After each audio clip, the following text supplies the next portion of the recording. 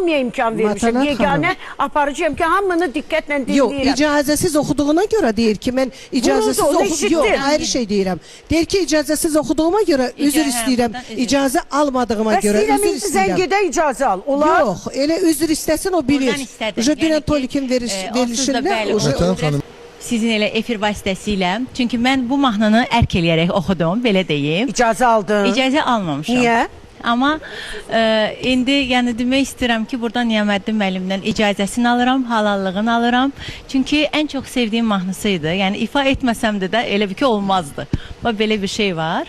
İcazəsiz oxudum. Əslində Niyaməddin müəllimin sözündən belə deyim də, mən onu bilirsiniz, xalqımızın canlı karifeyidir, xalq artistimiz, yəni biz onu hamımız çox sevirik. Yəni ona dayanaraq ki, Tolikin elə verilişində demişdi ki, kim istəsə mahnılarımı götürüb oxuya bilər gənclərimiz. Yəni nə xoşuna ki, yəni ki mahnılar yaşayır. Mən də buradan özümə belə deyim də, necə deyərlər, söz payı götürdüm. Mən də ifa elədim, amma mənim ifamda vuruldu bu mahnı YouTube'da. İndi bir dəqiqə vurulacaq. Bir dəqiqə. Tamamlasın da. Yox, bircə dəqiqə vurulacaq da icazə almışdın ki. Yox, bax, mən elə ona görə deyirəm də ki, mən buradan deyirəm ki, yəni ərk elədim. O sözünə görə Niyaməddin müəllimin, yəni mən oxudum. İndi buradan deyirəm ki, üzürlü saysın ki, əgər istəməmişəmsə... Bir dənə Niyaməddin müəllimdən əlaqə saxlayır. Çünki mən Aynes məktəbi keçmişəm. Mən qərəzli...